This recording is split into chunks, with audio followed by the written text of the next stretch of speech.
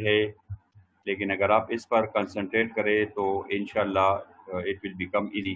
Conjunction basically दो nouns को या दो क्लासेस को या दो फ्रेजेस को बेसिकली मिलाता है। This is the function of conjunction in a sentence. किसी सेंटेंस में कंजंक्शन का फंक्शन जो है यही होता है। लेकिन ये जानने से पहले आपको पता होना चाहिए कि क्लास क्या है और इसके अलावा जो है इसके टाइप्स जो है ये कितने हैं। So class, what is basically class? अब स्टूडेंट्स ये एक बात का ख्याल रखिए कि क्लास और सेंटेंस में फ़र्क होता है। सेंटेंस टू क्लासेस पर भी मुश्तमिल हो सकता है, थ्री क्लासेस पर भी मुश्तमिल हो सकता है, लेकिन क्लास जो होता है वो बेसिकली सब्जेक्ट प्लस वर्ब पर जो है ये मुश्तमिल होता है। A class is a group of words containing a subject and a verb. It is raining heavily. अब इसमें सब्जेक्ट जो है वो इट है, वर्ब जो है आपका इज रेनिंग, और हेवीली जो है this is basically adverb. So this is a class. So class is basically consist of a subject and a verb. एक जो है क्लास चीज पर मुश्तमिल होता है। अब क्लास दो किस्म के होते हैं स्टूडेंट। एक क्लास को हम कहते हैं डिपेंडेंट क्लास और दूसरे क्लास को हम कहते हैं इंडिपेंडेंट क्लास। डिपेंडेंट, डिपेंडेंट का मतलब है कि ये कोई दूसरी चीज पर डिपेंड करता है। मिसाल के तौर पर अब आप सब स्टूडेंट्स जो है यू आर डिपेंडेंट। आप अपनी पढ़ाई के लिए, अपनी स्टडी के लिए, अपनी फीस के लिए डिपेंड करते हैं अपने पेरेंट्स पे। अब आपके पेरेंट्स जो है दे आर इंडिपेंडेंट। तो डिपेंडेंट क्लास वो होता है जो कि मीनिंगलेस होता है, वो मीनिंग नहीं देता है जब तक उसके साथ दूसरा क्लास ना मिल जाए। और इंडिपेंडेंट क्लास वो होता है स्टूडेंट्स जो कि कंप्लीट मीनिंग देता है। जैसे कि यहाँ पर है इट इज रेनिंग हेवीली, बहुत तेज बारिश हो रही है। Now this is basically independent clause क्योंकि ये कंप्लीट मीनिंग दे रहा है। A dependent clause can not stand on its own, it needs an independent class to complete a sentence. Dependent class often begin with such words like although, since, if, when and because, etc. While, अब इधर आप देखिए while strolling in the park, अगर इसको आप अकेले पढ़ ले तो ये आपको मीनिंग नहीं देगा, कभी भी आपको meaning they. while strolling in the park, so what? अगर आप इसके साथ ये लिख दे I met my friend, तब ये while strolling in the park meaning देगा। An independent class stand on its own. The chief guest distributed the prizes. ये भी एक complete मीनिंग दे रहा है। ये आपका सब्जेक्ट हो गया चीफ गेस्ट, और डिस्ट्रीब्यूटेड जो है आपका वर्ब हो गया, और इसके अलावा प्राइजेस जो है this is basically object. Now this is independent clause. Sentence में कंसिस्ट ऑफ वन और टू और sometimes more than two clauses. अब जुमला क्या होता है? जुमले में एक क्लास भी हो सकता है, दो क्लास भी हो सकते हैं, और दो से ज़्यादा भी हो सकते हैं, तीन क्लासेस भी हो सकते हैं एक सेंटेंस में। सो क्लास जो है it consist of subject and verb, and there are two type of clause, dependent clause और इंडिपेंडेंट क्लास। अब आते हैं वापस कंजंक्शन की तरफ, जहाँ से हमने जो है वो स्टार्ट किया था, और हमारा टॉपिक जो है वो भी कंजंक्शन है। तो आइए फिर जाते हैं कंजंक्शन की तरफ। कंजंक्शन कंबाइंस, ये मिलाता है टू नाउन्स, नाउन्स को, फ्रेजेस, फ्रेजेस को, और क्लासेस को। अब फ्रेजेस क्या है ये आगे जाकर हम पढ़ेंगे कि फ्रेज क्या है। Phrase is basically collection of word which contain an object preposition और एडजेक्टिव प्रीपोजिशन।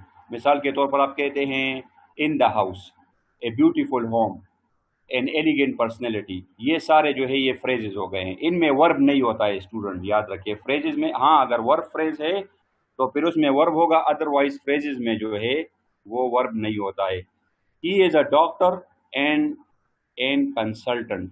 अब ये देखिए दो नाउन को मिला रहा है, डॉक्टर भी नाउन है और कंसल्टेंट जो है ये भी नाउन है। ये आपका एक नाउन हो गया, ये आपका दूसरा नाउन हो गया। और एंड जो है बेसिकली दिस इज कंजंक्शन, इस सेंटेंस में ये एंड कंजंक्शन है। He may be in the office or in the market, शायद वो ऑफिस में हो या मार्केट में हो। तो ये आर जो है बेसिकली यहाँ पर कंजंक्शन है, दिस इज कंजंक्शन। और ये इन द ऑफिस जो है आपका एक फ्रेज हो गया, और इन द मार्केट जो है ये आपका दूसरा फ्रेज हो गया। Julia is writing an argumentative essay, Julia एक आर्गुमेंटेटिव एसे लिख रही है, and I am writing an adventure story, और मैं एक एडवेंचर स्टोरी लिख रहा हूँ। तो ये आपका हो गया एक क्लास, ये पूरे का पूरा। और ये हमारे पास हो गया कंजंक्शन एंड, और इसके बाद जो है हमारे पास आ गया ये दूसरा क्लास। तो कंजंक्शन का काम है दो नाउन को मिलाना, दो क्लासेस को मिलाना, या इसके अलावा दो फ्रेजेस को मिलाना। अब कंजंक्शन के तीन टाइप्स है। There are three types of conjunctions. Number one coordinate conjunction, number दो सबऑर्डिनेट कंजंक्शन, और नंबर थर्ड जो है दैट इज कोरिलेटिव कंजंक्शंस। अब आप जो है ईटा में कंजंक्शन का क्या मतलब होता है या किस तरीके से स्टूडेंट को एवेल्युएट किया जाता है। तो स्टूडेंट्स ईटा में आपको एवेल्युएट किया जाएगा दो तरीकों से। पहला तरीका जो है फर्स्ट वो ये है कि एक सेंटेंस में कंजंक्शन मिसिंग होगा और आपको कहेंगे कि यहाँ पर कंजंक्शन इंसर्ट करें। एक तरीका ये हो गया।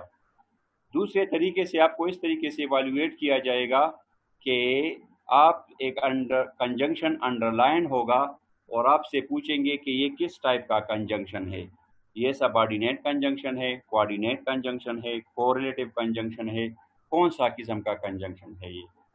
तीसरे नंबर पर आपको इस तरीके से इवैल्यूएट किया जाएगा स्टूडेंट कि आपको 4 जुमले दिए जाएंगे और उनमें से हर एक में 4 डिफरेंट कंजंक्शन यूज होंगे, तो आपको एक सेलेक्ट करना होगा। और फिफ्थ और लास्ट टाइप जिसमें आपको जो है या स्टूडेंट को इवैल्यूएट किया जाता है वो बेसिकली एक क्लास अंडरलाइन होगा और आपसे पूछेंगे कि ये डिपेंडेंट क्लास है या ये इंडिपेंडेंट क्लास है या ये एडजेक्टिव क्लास है या ये एडवर्ब क्लास है। So these are the different types of MCQs through which you will be evaluated in the exam।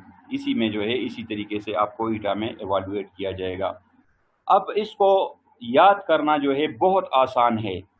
किस तरीके से आप समझेंगे कि कौन सा वर्ड जो है वो कोऑर्डिनेट है, कौन सा सबऑर्डिनेट है और कौन सा जो है वो कोरिलेटिव कंजंक्शन है। Let's study them one by one. सबसे पहले हमारे पास आता है कोऑर्डिनेट कंजंक्शन। तो कोऑर्डिनेट कंजंक्शन जो है इसमें 7, ये सिर्फ 7 है, इसके अलावा और कोई भी नहीं है। 7 जो है ये कोऑर्डिनेट कंजंक्शन है और ये याद रखिए स्टूडेंट कि कोऑर्डिनेट कंजंक्शन जो है ये दो इंडिपेंडेंट क्लास को मिलाता है, इंडिपेंडेंट को। इसमें है हमारे पास फॉर, ये पहला है। दूसरा है हमारे पास एंड, तीसरा है हमारे पास नॉर, इसके बाद है हमारे पास बट, और फिर इसके बाद है और, फिर है हमारे पास यट, और फिर लास्ट में है हमारे पास सो इसको याद करने के लिए आसान तरीका जो है student, the easiest way is basically you will have to remember this word, that is basically the FANBOYS. तो फैन वॉइस जो है अगर आप इस वर्ड को याद रखें तो आपको जो है कोऑर्डिनेट कंजंक्शन याद करना आसान होगा। F for, A for and, N for nor, B for but, O for or, Y for yet, and S for so. So these are basically, इसके अलावा जितने भी कंजंक्शंस है तो वो सबऑर्डिनेट कंजंक्शन में आते हैं। सो इजी, आसान हो गया है। अब सबऑर्डिनेट कंजंक्शन को याद करने की ज़रूरत नहीं है। फॉर एग्जांपल बिकॉज जो है फैन वॉइस में नहीं आता है तो सबऑर्डिनेट हो गया। आल दो जो है इसमें नहीं आता है तो सबऑर्डिनेट हो गया। इसी तरीके से जो है बिफोर एंड आफ्टर इसमें नहीं आते हैं तो सबऑर्डिनेट हो गया। तो देखा आपने, बहुत आसान है इसको याद करना। Let's study them one by one. Coordinate conjunction और फॉर, तो फॉर का क्या मतलब है या ये कहाँ पर इस्तेमाल होता है। For is use in the meaning of because, लेकिन बिकॉज और फॉर में एक फर्क है। It is used for reason, और you say that in the meaning of because, ये बिकॉज के मीनिंग में इस्तेमाल होता है। She must have been very hungry for she ate everything immediately, क्योंकि वो भूखी थी इसलिए उसने सब कुछ खा दिया। अब इसमें यह है कि स्टूडेंट्स फॉर के बाद आता है आपका इंडिपेंडेंट क्लास और बिकॉज के बाद आता है आपका dependent class. So this is the difference. दूसरा फर्क इसमें यह है कि आप फॉर से सेंटेंस स्टार्ट नहीं कर सकते। For she ate everything immediately, she must have been very hungry, this is wrong. Subordinate clause से आप सेंटेंस शुरू कर भी सकते हैं। अगर बिकॉज होगा, because she was very hungry she ate everything immediately. So for जो है ये यूज होता है रीजन के लिए। एंड तो आपको आसान है, इसमें कोई भी इतनी डिफ़िकल्टी नहीं है। It is use for combining two actions. जब दो एक्शंस होते हैं और आप उसको कंबाइन करते हैं तो इसके लिए हम एंड इस्तेमाल करते हैं।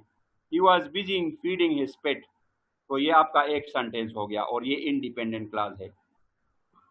और दूसरा जो है इसके पास है and I was watering the plant, जबकि मैं पौधों को पानी दे रहा था। So this is your second class. तो एंड जो है ये दो एक्शंस को, लेकिन फॉर में होता है एक एक्शन दूसरे पर का रिस्पॉन्सिबल होता है, और एंड में जो एक्शन होते हैं वो टू डिफरेंट एक्शंस होते हैं। अब ये she ate everything immediately, this is the effect of this thing, ये इस चीज का इफेक्ट है, बिकॉज शी वॉज हंग्री, क्योंकि वो हंग्री थी इसलिए उसने सब कुछ खा लिया। नॉर जो होता है it is use for showing two dis two dis two disagreement statement. जब आप दो डिसएग्रीमेंट स्टेटमेंट को लिखते हैं तो आप नॉर इस्तेमाल करते हैं। कैसे? For example, Switzerland is not in the European union, ना तो वो यूरोपियन यूनियन में, nor it is in a member of NATO. तो आप डिसएग्रीमेंट करते हैं, इससे भी आपने डिसएग्रीमेंट कर दिया और इसके अलावा नेटो से भी आपने डिसएग्रीमेंट कर दिया। So Switzerland is not in the European Union, nor it is a member of NATO. तो नार जो है आपने देख लिया कि ये दो जो है डिसएग्रीमेंट के दरमियान जो है जाहिर होता है। बट भी आसान है, आपको पता भी है। It is use for showing or two showing two different things. दो चीज़ों डिफरेंट चीज़ों को जब आप लिखते हैं तो इसके लिए जो है बट इस्तेमाल होता है। मिसाल के तौर पर आप लिखते हैं अली इज़ इंटेलिजेंट, वो इंटेलिजेंट है, तो ये मिसाल के तौर पर हमारे पास आ गया पॉजिटिव, ये एक पॉजिटिव एटीट्यूड है। सो अली इज़ इंटेलिजेंट, वो इंटेलिजेंट है, but he is very lazy, लेकिन वो लेजी है। So this is basically negative thing. So for one positive and one negative, we most probably use, हम इसके लिए इस्तेमाल करते हैं but. I like coffee, मैं कॉफ़ी को पसंद करता हूँ, but my friend prefer tea, लेकिन मेरे दोस्त जो है टी को प्रेफर देते। तो ये देखिए टू डिफरेंट थिंग्स, बट इसके लिए इस्तेमाल होता है। और आपको पता है, आपने पेपर भी दिए होंगे, फर्स्ट ईयर के दिए होंगे, सेकेंड ईयर की भी आपने दिए हैं, तो और चॉइस के लिए इस्तेमाल होता है between the two. Would you like to stay at home or to go for a trip, आप घर में रहना पसंद करेंगे या ट्रिप के लिए जाएंगे। So or is basically for choice. Okay, so you can buy this computer or you can buy that one. तो चॉइस के लिए जो है आर इस्तेमाल होता है। अब ये ज़रा थोड़ा सा कॉम्प्लिकेटेड है स्टूडेंट्स, बट और यट जो है ये इंटरचेंजेबल है। और इंटरचेंजेबल का मैंने आपको कहा भी था कि जब भी इंटरचेंजेबल का लफ्ज़ इस्तेमाल होता है तो इनमें फ़र्क जो है वो फिर नहीं होता है। लेकिन अगर एक सेंटेंस में बट इस्तेमाल हुआ है और दूसरे सेंटेंस में यट इस्तेमाल हुआ है और फिर आपसे पूछते हैं कि आपने एक सेलेक्ट करना है, तो फिर इसमें फ़र्क है। It is use for showing, ये देखिए डिफिनीशन में भी आप देखिए बिल्कुल सेम है। It is use for showing two different things. These are expensive yet I bought them, correct. These are expensive but I bought them, but is also correct. अब फर्क कहाँ पर है, कहाँ पर आप बट सेलेक्ट करेंगे और कहाँ पर आप यट सेलेक्ट करेंगे। तो स्टूडेंट अगर एक बात जो है फ्यूचर के आप दे रहे हैं, मिसाल के तौर पर कोई प्रिडक्शन दे रहे हैं, पेशेंट गोई कर रहे हैं, तो फिर आप यट को प्रेफरेंस दें। या फ्यूचर के बारे में आप कोई बात कर रहे हैं तो बट के बजाय आप यट को प्रेफरेंस दें। दूसरी बात यह है कि अगर किसी सेंटेंस में नॉट इस्तेमाल हुआ हो, नॉट, मिसाल के तौर पर अगर नॉट इस्तेमाल हुआ है तो फिर आप 100% बट लिखेंगे। ओके, अगर इधर मैं कह दूं Ali is intelligent but he is not a hard working student, तो नॉट जब भी आता है तो फिर आप 100% बट इस्तेमाल करेंगे। हाँ, अगर ये भी पॉजिटिव हो और ये भी पॉजिटिव हो लेकिन इसमें नॉट इस्तेमाल नहीं हुआ हो तो फिर आप यट लिख सकते हैं। These are expensive yet I bought them। अब इन सेंटेंस में किसी जगह पर भी नॉट इस्तेमाल नहीं हुआ है। सो जो है it is use for showing result. So जो है ये रिजल्ट के लिए इस्तेमाल होता है। आई वॉज टायर्ड, मैं थका हुआ था, सो आई टुक रेस्ट, पर इसलिए मैंने जो है आराम किया। So is basically showing for the result. Okay, या इसके अलावा जो है आप कहते कि आई वॉज हैविंग मनी, मेरे पास पैसे थे, so I bought an extra book, मैंने एक दूसरा किताब खरीदा. So is basically for result. अब the easiest way to remember the coordinate conjunction is fan boys. ये एक आसान फार्मूला जो है माइकल सोन ने, ग्रामेरियन है, जो practical usage of English grammar में उसने कहा है, this is the easiest way to remember the coordinate conjunctions. अब आते हैं सबऑर्डिनेट कंजंक्शंस की तरफ. तो सबऑर्डिनेट किसको कहते हैं? सबऑर्डिनेट मातेह को कहते हैं, मातेह. और मातेह का मतलब होता है जिसके पास अथॉरिटी कम होती है, सबऑर्डिनेट होता है. तो सबऑर्डिनेट कंजंक्शन के बाद आपका आता है कौन सा क्लास? Dependent class. यानी सबऑर्डिनेट के साथ अगर आप जो है कंजंक्शन के साथ जुमला मिलाते हैं तो वो आपका बेसिकली होगा डिपेंडेंट क्लास.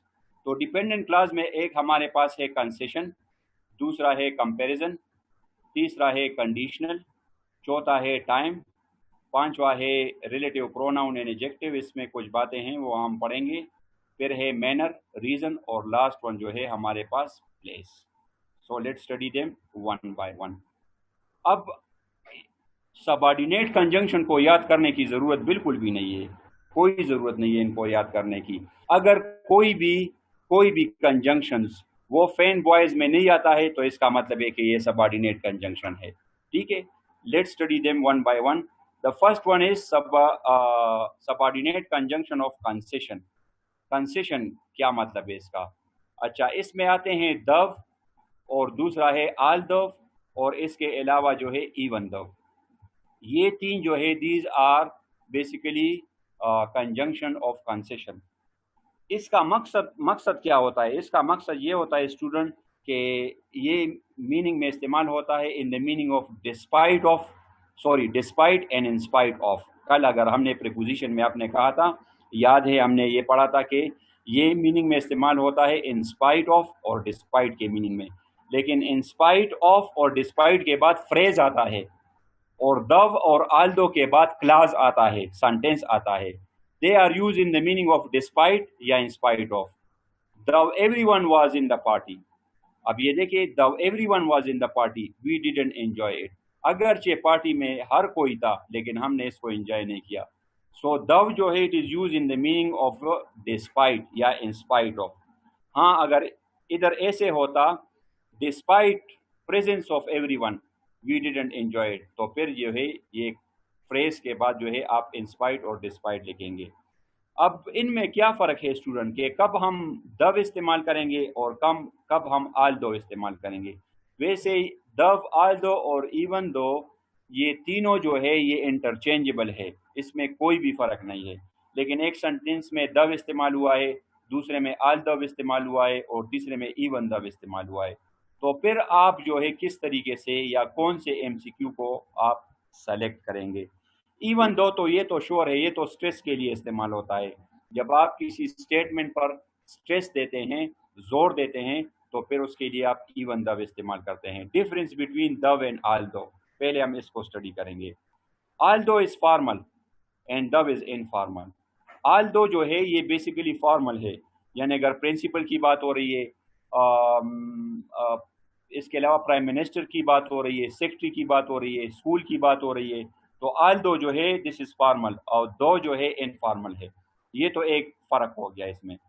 दूसरा फ़र्क ये हो गया, if you want to start the sentence with conjunction, अगर आप दव और इसके अलावा यहाँ से कंजंक्शन से जुमला स्टार्ट करना चाहते हैं, यूज़ दव, तो दव से स्टार्ट करें.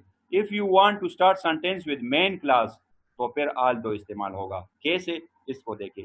दव I told him to wait for me, अगरचे मैंने उसको कहा कि मेरे लिए इंतज़ार करे. ही लेफ्ट अर्लियर, लेकिन वो पहले चला गया. आप चाहते हैं कि आप सेंटेंस ही यहाँ से स्टार्ट करें, this is main class which is basically independent class. आप चाहते हैं कि मैं यहाँ से सेंटेंस स्टार्ट करूँ, ही लेफ्ट अर्लियर, तो फिर आल दो लिखे. ही left earlier although I told him to wait for me. Okay, अब इधर अगर फर्स्ट सेंटेंस में आप लिखते हैं although I told him to wait for me, he left earlier, this is wrong. He left earlier, although I told him to wait for me.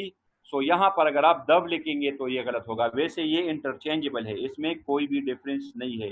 दव and although is used as interchangeable. और even though आप जो है stress के लिए इस्तेमाल करते हैं, तो सेंटेंस आपको ज़रूर इम्प्रेशन देगा कि यहाँ पर जो है एक बंदा स्ट्रेस करने की कोशिश कर रहा है। दूसरा है, अगर आपको याद है हमने कंडीशनल सेंटेंसेस डिटेल के साथ किए हैं। First type of conditional sentence, second type of conditional sentence, third type of conditional sentence. Sorry, this is comparison, sorry students. Than, rather than, whether, as much as, whereas. तो comparison का क्या मतलब हो? एक का दूसरे के साथ कंपैरिजन करना। It is for showing comparison. He is cleverer than I thought. तो ये देखिए, ये आपका एक क्लास हो गया और ये जो है आपका दूसरा क्लास हो गया। He is cleverer than I thought. तो देन कंपैरिजन के लिए इस्तेमाल होता है। I want to learn German rather than wasting time on movies.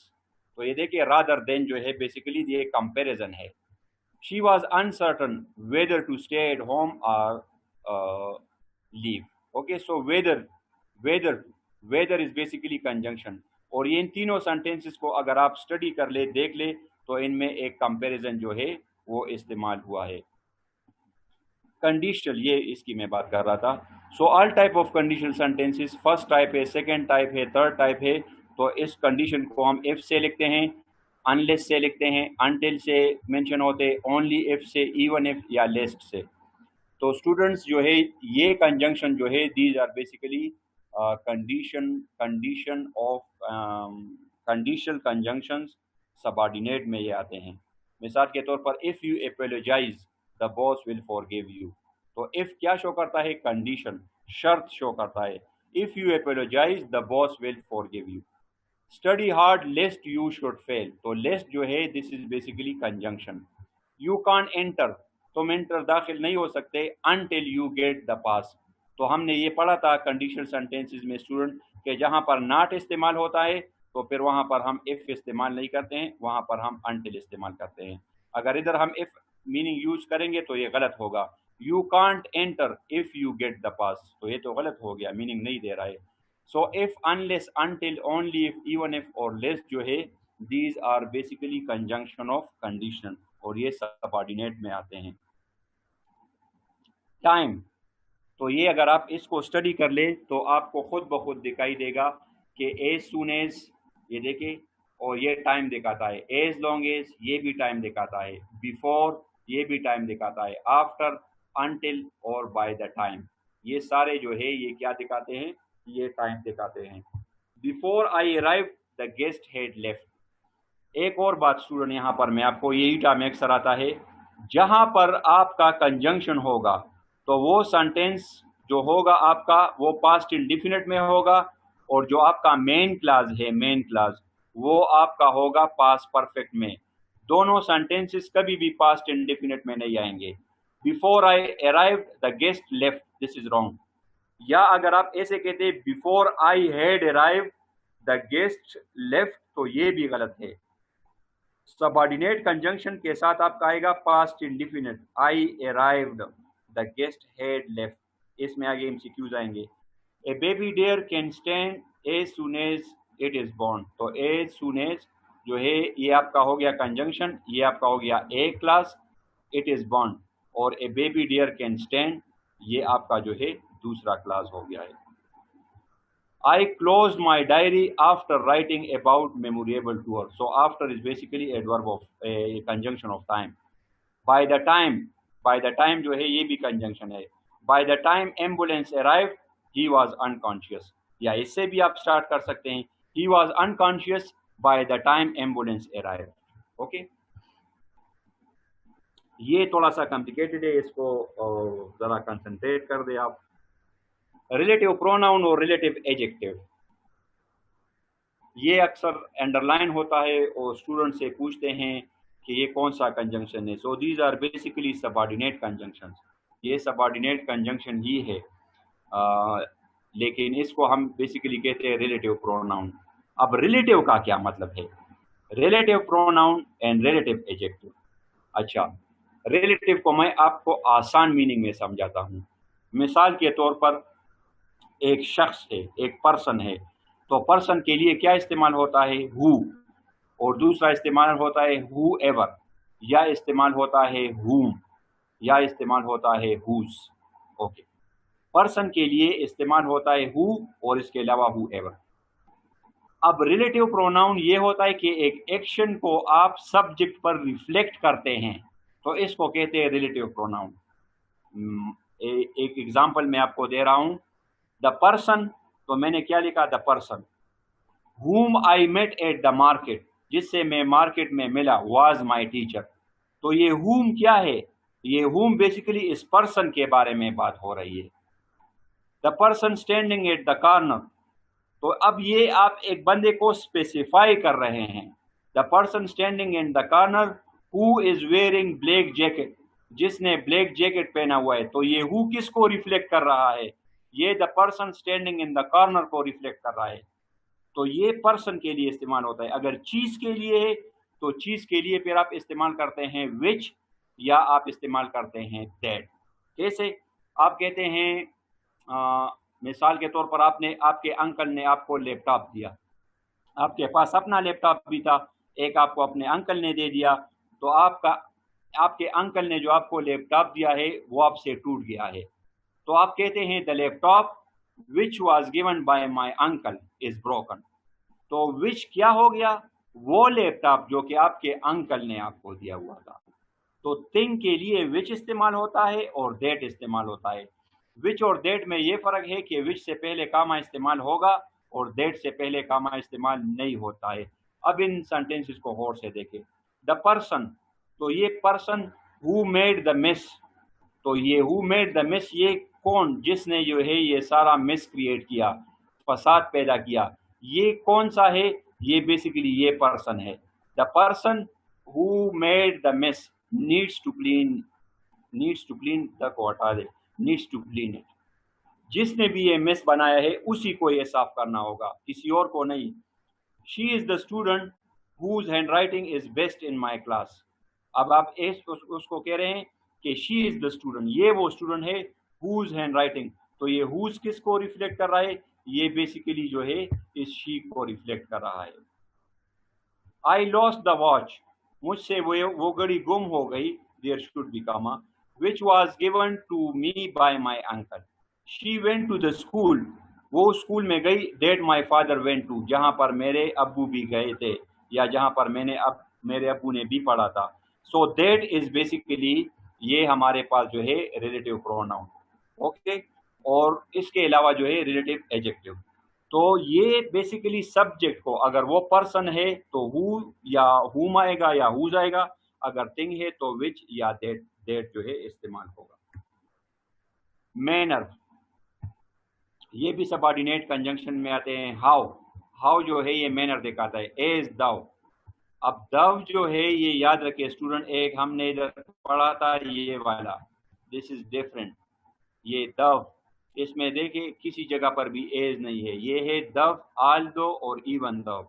और अगर इसके साथ एज आ जाए, इसके साथ एज आ जाए तो फिर ये मैनर में आता है। और अभी आपको सेंटेंस से क्लियर भी हो जाएगा। या as if only is different, as if ये मैनर दिखाता है। I taught him how to play the piano, तो ये हाउ जो है ये मैनर दिखाता है। आई टॉट हिम, मैंने उसके सिखाया, how to play the piano. They look, वो ऐसे दिखाई दे रहे हैं, as though they are going to beat us. So as though ये मैनर दिखा रहा है। हाँ स्टूडेंट, एक और बात यहाँ पर ईटा के नुक्ते हवाले से, अगर ये पास्ट हो, पास्ट दे लुक्ड, तो फिर यहाँ पर वर आएगा, फिर यहाँ पर आर नहीं आएगा।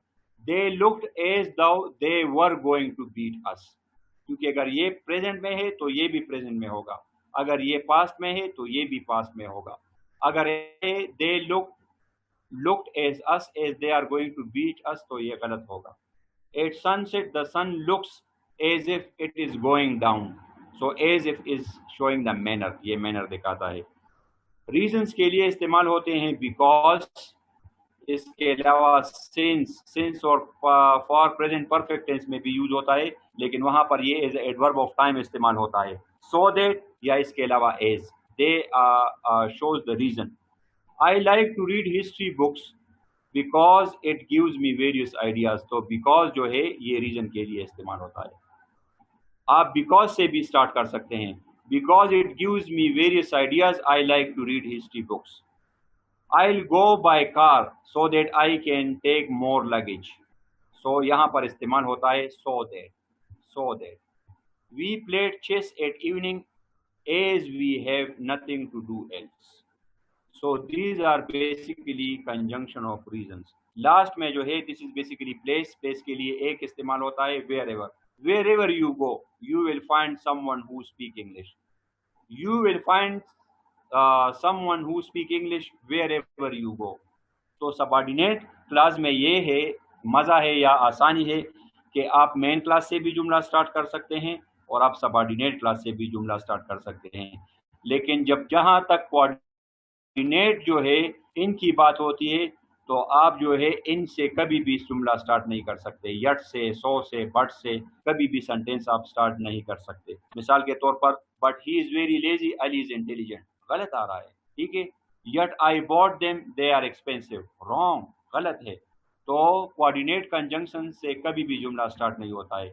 लेकिन सबऑर्डिनेट ये जितने भी कंजंक्शंस हमने पढ़े इनसे आप सेंटेंस स्टार्ट कर सकते हैं।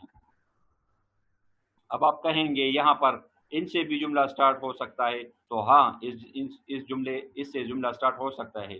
Whoever is in the hall, whoever is in the hall, कोई भी हॉल में हो, should open the gate. Whichever chocolate you like, आपको कौन सा चॉकलेट भी पसंद है, यू कैन टेक इट, आप इससे ले सकते हैं। You can take it whichever chocolate you want, आपको कोई सा भी पसंद हो तो आप ले सकते हैं। तो विच एवर बेसिकली ये जो है हमारे पास एडजेक्टिव है, क्योंकि इसके बाद जो है नाउन आएगा। विच एवर चॉकलेट, ओके, या whatever chocolate, whatever colour you like, you can paint your room. So इसमें ये है कि आप जो है स्टार्ट कर सकते हैं सबऑर्डिनेट कंजंक्शन में, मेन क्लास से भी आप जुमला स्टार्ट कर सकते हैं और इसके अलावा जो है आप सबऑर्डिनेट क्लास से भी जुमला स्टार्ट कर सकते हैं। अच्छा, अब मेन क्लास स्टूडेंट आपका हमेशा होगा इंडिपेंडेंट क्लास।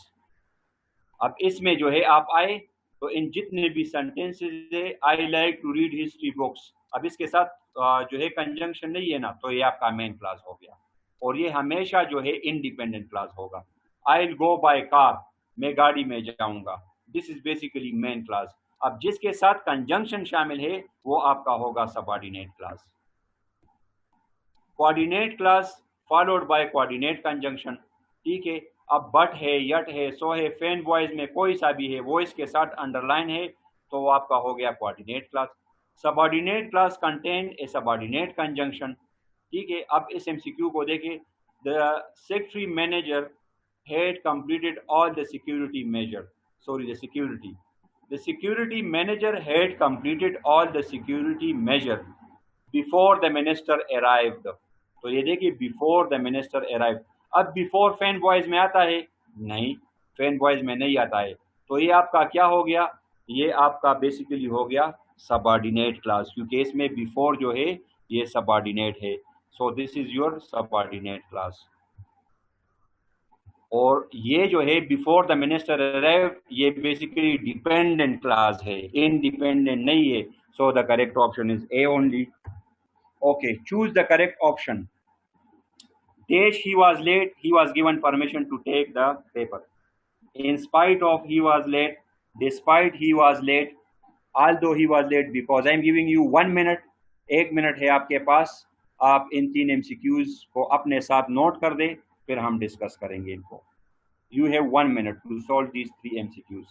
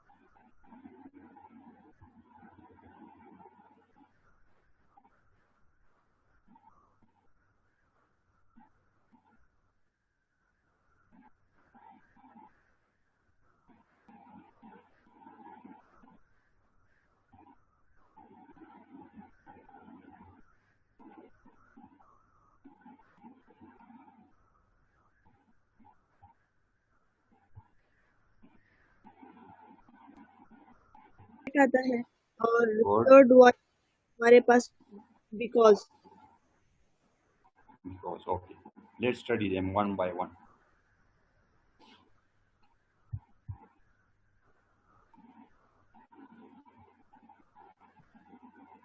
अस्सलाम वालेकुम सर। वालेकुम सलाम। सर फर्स्ट में ऑल्दो, सेकंड में ये येट और थर्ड में फॉर। फॉर, गुड, शाबाश, well done, good, okay. So let's discuss it, शाबाश। बाकी ने भी किया होगा। अब आपने जिन्होंने किया है तो अपनी अब कंपैरिजन कर ले। अब कंपैरिजन करते हैं कि कौन सा सही है option. Dash he was late. अब यहाँ पर ही वाज लेट जो है, दिस इज बेसिकली क्लास। तो ये क्लास है, तो इसीलिए डिस्पाइट और इंस्पाइट का मसला खत्म हो गया। अगर ये ऐसे होता डैश बीइंग लेट, अगर बीइंग लेट होता तो फिर आप जो है कहते despite being late he was given permission. तो इसीलिए आल्दो जो है ये सही मीनिंग दे रहा है। Although he was late he was given permission to take the paper. Because he was late, तो बिकॉज तो रीजन दिखाता है। डैश ही वाज लेट, तो स्टूडेंट इससे पहले अक्सर कंफ्यूज होते थे डिस्पाइट ही वाज लेट, और डी में दिया जाता B and C. Okay, so although is correct option. Although he was late he was given permission to take the paper. These cars are expensive, तो ये भी positive हो गया, ये भी पॉजिटिव है, इसमें नॉट इस्तेमाल नहीं हुआ है, so we will give preference to yet. Yet. अब एक और बात याद रखें student, still is not conjunction. Still conjunction नहीं है, कब कंजंक्शन के। दीज कार्स आर एक्सपेंसिव, अगर इसके साथ आप बट इस्तेमाल करें तो फिर ये कंजंक्शन बन जाता है कम। If you use but still, अगर बट स्टिल आप इस्तेमाल करें then conjunction. These cars are expensive but still he like them, then it still जो है alone, it is not conjunction. Okay. Ali must be tired, dash he labored hard all the day, और because he laboured hard. अब ये because और for जो है they are a little bit complicated, लेकिन for जो है ये है हमारे पास कोऑर्डिनेट कंजंक्शन, और बिकॉज जो है हमारे पास सबऑर्डिनेट कंजंक्शन। अब इसमें आता है अली मस्ट बी टायर्ड, ये तो हमारा हो गया मेन क्लास, और ये इंडिपेंडेंट क्लास भी है। ओके, सो बिकॉज से ज्यादा एक्यूरेट है for. For he laboured hard, और क्योंकि अगर हम इसको रिवर्स में पढ़ेंगे तो देन इट विल, अगर ये स्टार्ट से यहाँ पर ब्लैंक होता तो फिर 100% ऑफ फॉर आता है, लेकिन फॉर जो है is more accurate then because. Okay. Correlative last conjunction है हमारे पास। कोरिलेटिव कंजंक्शन स्टूडेंट हमेशा पेयर है, जिस तरीके से है ईदर और आर, नीदर और नॉर। नॉट ओनली के साथ आता है बट आल्सो, नो साथ आता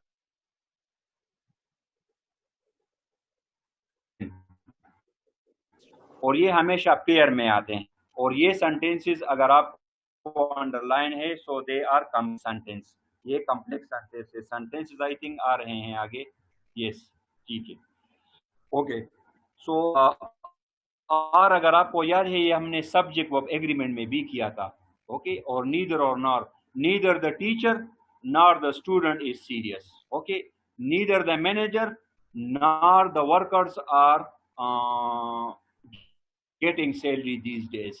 तो यहाँ पर ये हमेशा पेयर आते हैं, नॉट ओनली और बट आल्सो, नो सूनर और इसके अलावा देन, स्कार्सली या हार्डली के साथ व्हेन इस्तेमाल होता है। इनको देखे सेंटेंसेस को। यहाँ पर एक ट्रिक है स्टूडेंट, इसको जरा समझे, ये ईटा में 2 दफा आया था ये एमसीक्यू। ये है नॉट ओनली बट आल्सो, इसको जरा गौर से देखिए। I am talking about this one, not only and but also. इसमें एक ट्रिक है, इस ट्रिक को समझिए। He is not only intelligent but also, तो ये देखिए नॉट ओनली यहाँ पर इस्तेमाल हुआ है और ये पेयर में आएगा। He is not only intelligent but also a hard working student. अब अगर आप अपना sentence not only say start करना चाहते हैं, नॉट ओनली से, तो नॉट ओनली के बाद आपका आएगा हेल्पिंग वर्ब। ये ट्रिक है, ये इसको जरा याद रखें, इसमें स्टूडेंट अक्सर कंफ्यूज हो जाते हैं। अगर आप सब्जेक्ट से या प्रोनाउन से जुमला स्टार्ट करना चाहते हैं तो फिर तो ठीक है, he is not only intelligent but also a very hard working student.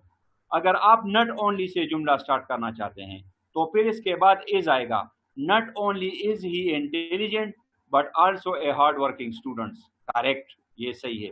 अगर आप नट ओनली से जुमला स्टार्ट करना चाहते हैं तो फिर इसके बाद प्रोनाउन नहीं आएगा। Not only is intelligent but also a.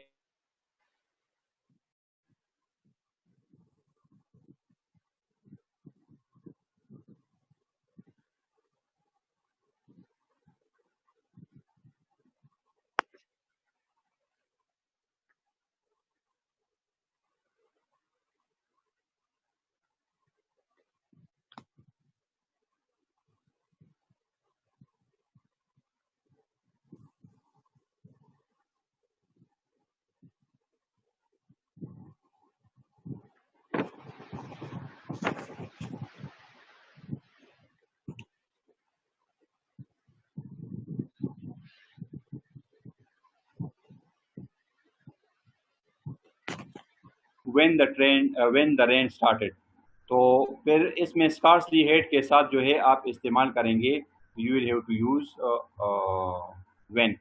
No sooner had I eaten the fish then I started feeling sick. तो no sooner had इसके साथ आप इस्तेमाल करेंगे then. Okay, when I started is wrong basically, and these conjunction correlative conjunctions they repeatedly come. यहाँ पर आपको ये मिसिंग होता है और आपसे पूछते हैं कि इसमें कौन सा कंजंक्शन आता है। So let's study this. If you are asked about type of sentences, तो type of sentences according to structure.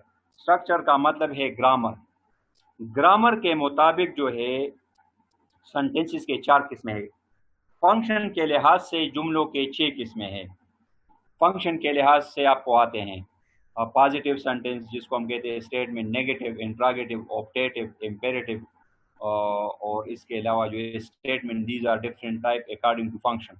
लेकिन स्ट्रक्चर का मतलब है ग्रामर के लिहाज से जुमले को 4 किस्में हैं। There are 4 types of sentences. इसमें पहला वाला है simple sentence. Simple sentence consist of one clause. ये एक इंडिपेंडेंट क्लास पर मुश्तमिल होता है। याद रखिए student, it consist of one independent clause. एक इंडिपेंडेंट क्लास पर मुश्तमिल होता है। I am very sick today, this is simple sentence. Compound sentence कौन सा जुमला होता है? Compound sentence consist of 2 independent clauses. ये 2 इंडिपेंडेंट क्लासेस पर मुश्तमिल होता है। I am very sick today but I will go to the office. और याद रखिए कि कंपाउंड सेंटेंस में हमेशा और हमेशा जो है आपका कोऑर्डिनेट कंजंक्शन आएगा, फैन वॉइस वाला। आई एम वेरी सिक टुडे, आप देख ले ये पूरे का पूरा जुमला अंडरलाइन है। आपसे एग्जाम में पूछ रहे हैं कि ये सिंपल है, कंपाउंड है, कॉम्प्लेक्स है या कंपाउंड कॉम्प्लेक्स है, ये कौन सा जुमला है। तो अगर इसमें कोऑर्डिनेट कंजंक्शन है फैन वॉइस वाला तो 100% this is basically compound sentence. लेकिन एक बात का ख्याल रखें स्टूडेंट्स, शायद ऐसा भी हो, ऐसा इस्तेमाल हो कि आप कहते हैं कि आई am very sick today, I am very sick today but energetic. तो इस सेंटेंस में बट के बाद एनर्जेटिक अगर आया है तो ये कंपाउंड सेंटेंस नहीं है, क्योंकि कंपाउंड सेंटेंस में 2 क्लासेस होंगे। आपका एक ये क्लास हो गया I will go to the office, और दूसरा आपका हो गया ये clause I am very sick today. तो ये तब कंपाउंड होगा अगर 2 क्लासेस होंगे। अगर ये ऐसा है I am very sick today but energetic, तो बट फिर यहाँ पर जो है आया है एज अ प्रीपोजिशन, लेकिन मैं एनर्जेटिक हूँ, क्योंकि but energetic, energetic is not a class, energetic तो क्लास नहीं है। सो compound sentence consist of 2 independent clauses, ये 2 इंडिपेंडेंट क्लासेस पर मुश्तमिल होगा। Complex sentence, complex sentence consist of 1 dependent class. इसमें स्टूडेंट एक आपका होता है बेसिकली डिपेंडेंट क्लास और एक जो है आपका होता है 1 independent class. I am very sick today, मैं बहुत जो है बीमार हुआ because of eating too much sweets. तो बिकॉज ऑफ जो है ये रीजन दिखा रहा है, बिकॉज ऑफ। तो ये आपका है सबऑर्डिनेट कंजंक्शन, और सबऑर्डिनेट कंजंक्शन का मतलब है कि ये जुमला जो है ये क्या है, this is basically complex sentence. तो कॉम्प्लेक्स सेंटेंस में हमेशा जो है सबऑर्डिनेट कंजंक्शन इस्तेमाल होता है।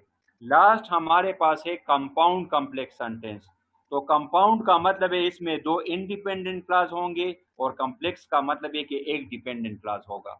It consist of 1 dependent class एक इसमें डिपेंडेंट क्लास होगा एंड 2 इंडिपेंडेंट क्लासेस, और 2 इंडिपेंडेंट क्लासेस होंगे। I must visit the doctor, मुझे डॉक्टर के पास जाना है, तो ये आपका एक हो गया। बिकॉज आई एम वेरी सिक, ये आपका हो गया dependent. And I can not stand for a minute, और मैं 1 मिनट के लिए, तो ये आपका हो गया, ये आपका हो गया कोऑर्डिनेट कंजंक्शन।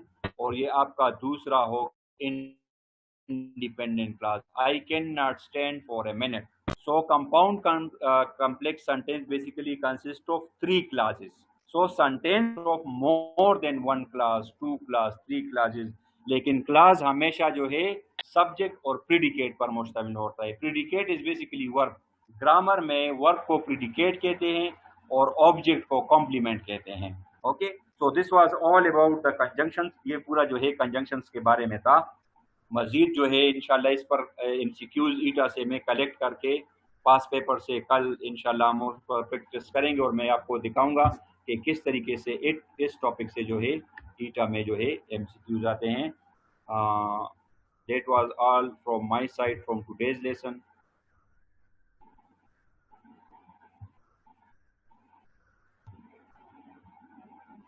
अस्सलाम वालेकुम सर। वालेकुम सलाम।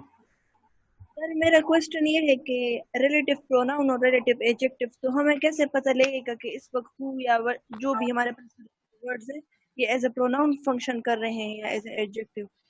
एडजेक्टिव जब भी आएगा स्टूडेंट एज एडजेक्टिव, तो इसके बाद जो है अब डायरेक्ट आएगा नाउन।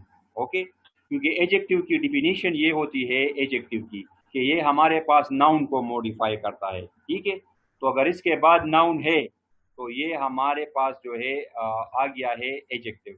जैसे कि आप मैंने आपको एक सेंटेंस बता दिया कि विच कलर, या इसके आप कहते हैं कि which ever street you like you can bye a house for your self. तो विच एवर के बाद क्या गया, स्ट्रीट आ गया, तो ये आपका डायरेक्ट हो गया एडजेक्टिव। तो ये रिलेटिव एडजेक्टिव है। अब प्रोनाउन जो होता है बेसिकली वो बजाते खुद जो है उसके साथ कोई भी नाउन इस्तेमाल नहीं होता है। ओके, या आप कहते हैं कि the person who is standing, तो हु के साथ आप देखिए कोई, so this is basically pronoun. तो एडजेक्टिव की डिफिनीशन यही है कि इसके साथ नाउन आएगा। सर अभी ये सेंटेंस जो आपने बोला the person who is standing, तो हु इज हाँ, स्टैंडिंग ये जो है ये डिफाइन कर रहा है पर्सन, ये पर्सन को फंक्शन नहीं करता। ठीक है, ये फंक्शन ये पर्सन को रिफ्लेक्ट कर रहा है, लेकिन जो है डिफरेंटली ये जो है आप कहते हैं हु इज कॉलिंग मी, तो हु इज कॉलिंग मी, ये हु जो है ये एज इंट्रोगेटिव क्वेश्चन इस्तेमाल हुआ है। लेकिन हु एवर और विच एवर या विच और दैट, ये 4 जो है ये जो है हमारे पास आते हैं रिलेटिव एडजेक्टिव में। और हु और हुज जो है और हुम, ये 3 जो है ये हमारे पास आते हैं प्रोनाउन में। सर एक और क्वेश्चन है, आपने बताया whose is also adjective, sorry about that, whose is adjective। okay, whose जो है हमारे, ये आपको मैं सेपरेट करके एक स्लाइड में आपको जो है शेयर कर दूंगा, तो सेपरेटली जो है आप फिर इसको समझेंगे। ये 5-6 है मेरे ख्याल में, इस 6 को मैं डिफाइन करके सेपरेटली इसके फंक्शन जो है आपको बता दूंगा। रिलेटिव प्रोनाउन किधर आ गया है, सही। सर एक और क्वेश्चन है, आपने बोला ना कि जब हमारे पास सेंटेंस इस तरह का हो कि before I arrived the guest had left, यानी सबऑर्डिनेट के साथ पास्ट इंडेफिनिट हो, दूसरा पास्ट परफेक्ट हो, तो आपको उसी में दूसरी एग्जांपल थी by the time ambulance arrived he was unconscious, तो दोनों पास्ट इंडेफिनिट में थे, तो इसमें तो एक को परफेक्ट चाहिए। बाय द टाइम में सिर्फ जो है ये कह रहा हूँ जो टाइम है बिफोर और आफ्टर, ठीक है, बिफोर और आफ्टर इन दोनों को जहन में रखें। इनके साथ कभी भी आप सेम क्लास इस्तेमाल नहीं कर सके। एक आपका होगा पास्ट इंडिफिनिट तो दूसरा होगा पास्ट कंटिन्यूस। अगर एक पास्ट कंटिन्यूस से होगा तो दूसरा पास्ट परफेक्ट है, अगर एक पास्ट परफेक्ट है तो दूसरा पास्ट, ये कभी भी सेम नहीं होंगे। बिफोर और आफ्टर की मैं बात कर रहा हूँ, ठीक है। एक और कोऑर्डिनेट कंजंक्शन जितने भी हैं आप सेम टेंस यूज कर सकते हैं। मिसाल के तौर पर आप कहते हैं कि I was driving and he was listening music, तो ये देखिए दोनों प्रेजेंट कंटिन्यूस है। लेकिन बिफोर और आफ्टर में आप कभी भी सेम टेंस यूज नहीं कर सकते। आई वाज ड्राइविंग ठीक है, या वाइल इसमें आ गया, या बिफोर आ गया, या आफ्टर आ गया। सो कभी भी जो है आप सेम टेंस बिफोर और आफ्टर की मैं बात कर रहा हूँ, इसमें सेम टेंस यूज़ नहीं होंगे। और उर्दू में भी अगर आप इसको देख ले, अगर आप इसमें कंफ्यूज होते हैं कि कौन से के साथ हमने पास्ट इंडिफिनिट इस्तेमाल करना है और कौन से के साथ पास्ट परफेक्ट, तो एक जुमले को उर्दू में ट्रांसलेट कर दे। मिसाल के तौर पर मैं कहता हूँ मेरे आने से पहले मेहमान जा चुके थे, तो जा चुके थे this is past perfect.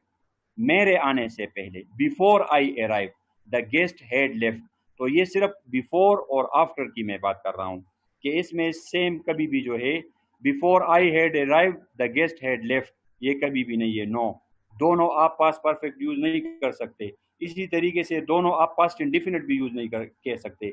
Before I arrive the guest left, this is also wrong. तो इसमें यही है कि जो सबऑर्डिनेट आपका होगा उसके साथ आपने पास्ट इंडिफिनिट इस्तेमाल करना है।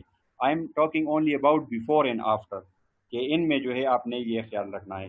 By the time, by the time और इस और कंजंक्शन जो है इसकी जो है इसके लिए रूल्स डिफरेंट है। यस सर, और पास्ट इंडेफिनिट और पास्ट परफेक्ट टेंस में सिर्फ चेंज आएगा कि नहीं और टेंसेस में भी? अगर बिफोर के साथ कोई और टेंस हुआ तो? सिर्फ पास्ट टेंस में, सिर्फ पास्ट टेंस में ये कि सेम इसको कहते हैं in grammatical this is called tense sequential. तो टेंस सीक्वेंशियल में ये डिफरेंट आएंगे वेरी, क्योंकि सबऑर्डिनेट कभी भी मीनिंग नहीं देता है, इसीलिए इसके साथ दूसरा पास्ट इंडिफिनिट का सेंटेंस आप जरूर लगाएंगे as a main clause. Sir, but ये येट का जरा फर्क दोबारा बताएं सर, ये समझ नहीं आई थी। बट जो है और यट ये इंटरचेंजेबल है, लेकिन बट जो है अगर किसी सेंटेंसेस में नॉट इस्तेमाल हुआ है, NOT not, did not, do not, does not, ये इस्तेमाल हुआ है तो फिर आप 100% बट इस्तेमाल करेंगे। मिसाल के तौर पर I called him to come, मैंने उसको कहा कि आ जाओ, बट ही डिडंट कम, तो डिड नॉट आ गया ना, तो यट आप नहीं यूज करेंगे, बट यूज करेंगे। अगर ऐसा है I called him to come dash he ignored my request, तो अब इधर ही इग्नोर्ड जो है इसमें नॉट इस्तेमाल नहीं हुआ है, नेगेटिव मीनिंग दे रहा है, लेकिन जो है यहाँ पर नॉट इस्तेमाल नहीं हुआ है, तो फिर आप प्रेफरेंस देंगे यट को। I called him to come yet he ignored my request. और अगर आप फ्यूचर के बारे में प्रिडिक्शन देना चाहते हैं, फ्यूचर टेंस की बात हो रही है, ओके, तो फिर आप 100% यट इस्तेमाल करेंगे। वैसे दोनों आप इस्तेमाल कर सकते हैं, this is the difference between but and yet. और ये आता भी है ईटा में, एक में बट इस्तेमाल होता है, दूसरे में यट इस्तेमाल होता है। और ये स्टिल वाला भी आता है, still, but still is not conjunction, जब इसके साथ बट आ जाए तो फिर ये कंजंक्शन बन जाता है। Thank you sir.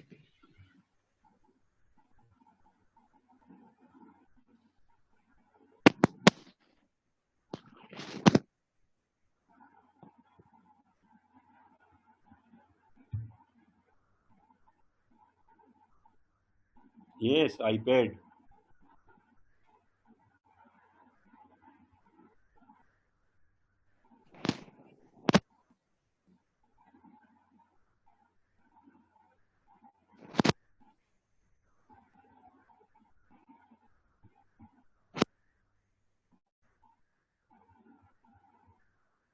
Okay, let me share this in your group. Get ready for the next lesson. Take a good care of yourself, all of you. सब अपना ख्याल रखें. Allah Hafiz from my side.